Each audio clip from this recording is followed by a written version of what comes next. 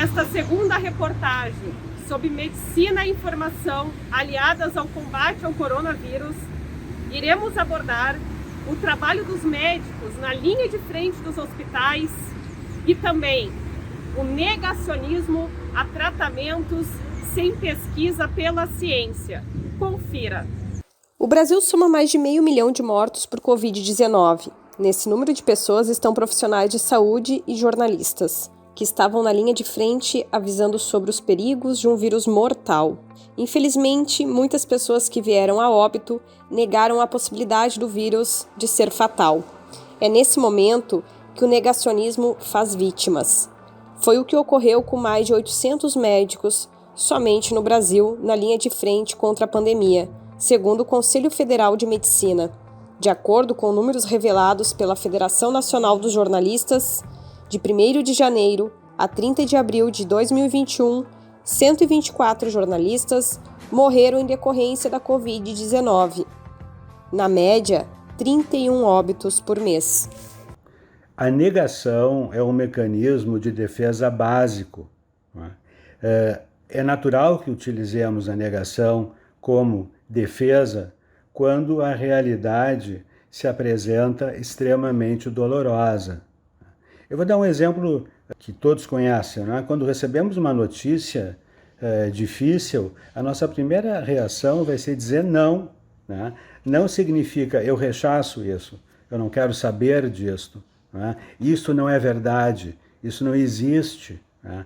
Então, os negacionistas negam a realidade, negam justamente pela dor que a realidade apresenta. Como lidar com isso? É fundamental a informação, é fundamental poder conversar sobre isso, é fundamental poder apresentar a realidade, e muitas vezes a realidade precisa ser apresentada em doses que sejam suportáveis. Né? Todos nós já ouvimos pessoas dizendo: agora eu desligo a televisão, eu não quero mais assistir televisão porque é realidade demais para mim. Né? Muitas vezes a realidade ela é excessiva mesmo, e todos nós precisamos desenvolver mecanismos que possam nos auxiliar a lidar com excessos de realidade, mas a negação da realidade é extremamente danosa quando envolve, por exemplo, tomada de decisões. Né? Tomada de decisões que possam significar estar numa encruzilhada entre a vida e a morte. Quando perdemos profissionais da informação e da saúde, também se vai uma parcela da luta contra o negacionismo. Muitos destes profissionais e atuais que estão na linha de frente buscam pela ética no que se refere à saúde. Se o objetivo de uns é diminuir internações e preservar vidas, por outro lado, temos aqueles que fazem o trabalho contrário, negam a ciência. Tratamentos sem comprovação e pesquisa tomaram a luta da ciência maior contra a desinformação. Todos nós procuramos curas milagrosas, soluções imediatas, faz parte do ser humano querer isso. Ninguém quer ficar segurando um problema, um sofrimento consigo. Então, todas essas medicações que sabidamente não tem nenhum efeito, não tem nenhuma comprovação, não melhoram nem nada, qualquer desfecho relacionado ao Covid, acabam sendo como que uma busca desesperada por uma solução. Algumas pessoas, dependendo dos traços de personalidade, do modo de funcionar, buscam mais por essas soluções e tendem a crer mais nessas soluções do que outras. Outras são totalmente céticas.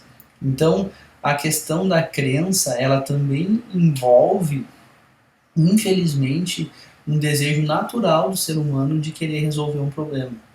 A questão é que muitas pessoas se agarram a isso de tal forma que ficam cegas para a realidade. Né? E essa cegueira para a realidade acaba que promove alguns padrões de comportamento muito prejudiciais, pouco saudáveis. O Ministério da Saúde confirmou em documento enviado para a CPI da Covid que os medicamentos cloroquina, hidroxicloroquina, azitromicina e ivermectina não devem ser utilizados em pacientes hospitalizados por conta da Covid-19. Esse grupo de medicamentos ficou conhecido como kit Covid. Os medicamentos do kit Covid foram testados e não mostraram nenhum tipo de benefício clínico para os pacientes, mas ainda assim há quem insista na defesa dos mesmos. A questão do tratamento da Covid-19 foi algo muito conturbado. Desde o início, a gente tinha aí uma ideia lúdica com relação ao tratamento. Muitas pessoas iniciaram tratamentos tendo como base a experiência própria, né? O chazinho que tomou, que foi bom para ele, que ele acha que foi bom para ele acabou extrapolando para muitas pessoas achando que isso curava. Então a gente teve aí muitas opiniões religiosas, mitos, a gente teve questões políticas associadas à questão do tratamento, questões econômicas. Então, tudo isso dificultou muito a nossa ação como profissional de saúde. E quando você acaba tratando sem as evidências adequadas, a gente tem consequências ruins. Então, nesse período, a gente teve muita gente com evento adverso, com intoxicações, lesões de pele, alterações do fígado, arritmias, tudo associado a interações medicamentosas e fármacos que não tinham a evidência para a gente utilizar. Então, foi um período muito ruim, foi muito difícil essa fase. Consumir medicamentos sem eficácia comprovada pela ciência pode causar prejuízos para o corpo. Médicos do Hospital das Clínicas da Universidade de São Paulo e do Hospital da Universidade de Campinas concluíram que o uso indiscriminado do medicamento ivermectina levou pacientes a desenvolverem graves lesões no fígado, demandando até necessidade de transplante. A difusão de informações falsas, de uso de medicamentos sem comprovação científica, com certeza tem um impacto negativo na saúde mental das pessoas, justamente porque provoca confusão. No momento de sofrimento emocional importante, existe uma tendência a buscar soluções mágicas, saídas mágicas. O pensamento mágico toma a dianteira. E é fundamental que as pessoas possam se manter dentro da realidade. E a realidade, ela apresenta o que é possível e o que não é possível. E todos nós precisamos lidar com isso, com o que é possível, com o que não é possível, com o que é verdadeiro, com o que não é verdadeiro. A mídia e profissionais de saúde têm papel fundamental no combate à Covid como aliadas.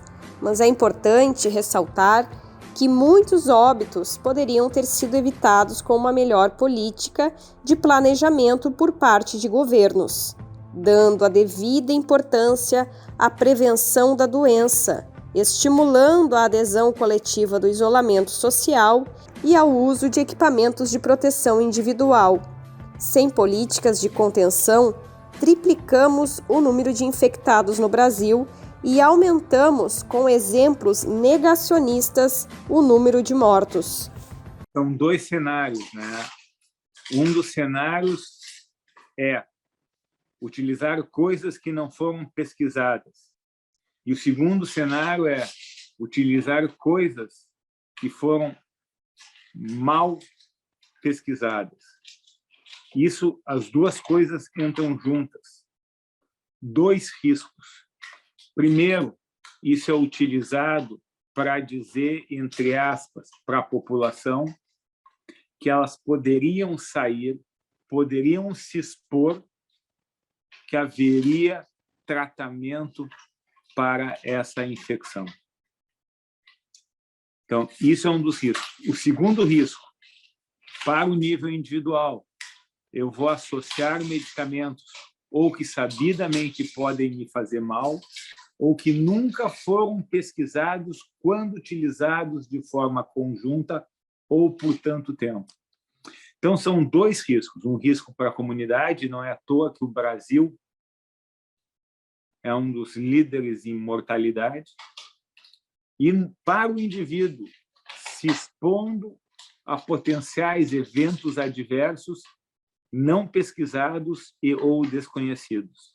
O negacionismo no Brasil tomou proporções alarmantes, manifestando-se na negação ou minimização da gravidade da doença, no boicote às medidas preventivas, na subnotificação dos dados epidemiológicos, na omissão de traçar estratégias nacionais de saúde, no incentivo a tratamentos terapêuticos sem validação científica e na tentativa de descredibilizar a vacina, entre outros exemplos. A maioria dos colegas, né, tá realmente na linha de frente trabalhando, não tem como ficar em rede social, né, em meios de comunicação, aí o tempo todo desconstruindo fake news. A gente tem contado muito com a imprensa, até a imprensa oficial, né, essas agências de checagem de notícia falsa para combater informações equivocadas.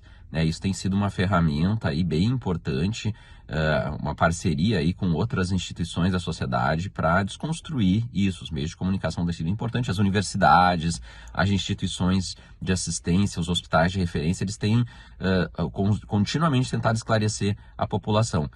Mas a gente está diante de um fenômeno realmente novo, né? As redes sociais têm aí uma capilaridade muito grande e até os grupos, né, de pessoas, grupos sociais, aí a gente tem lidado com um fenômeno onde as pessoas têm o que a gente chama de viés de validação, né? Elas querem acreditar em alguma coisa, estão identificadas com alguma ideia, alguma teoria, e qualquer evidência ou qualquer tipo de sinal de que a ideia dela está sendo validada é transmitida automaticamente sem um julgamento e sem até propriedade para a pessoa poder julgar aquilo. Na próxima reportagem iremos abordar o combate ao coronavírus através das vacinas.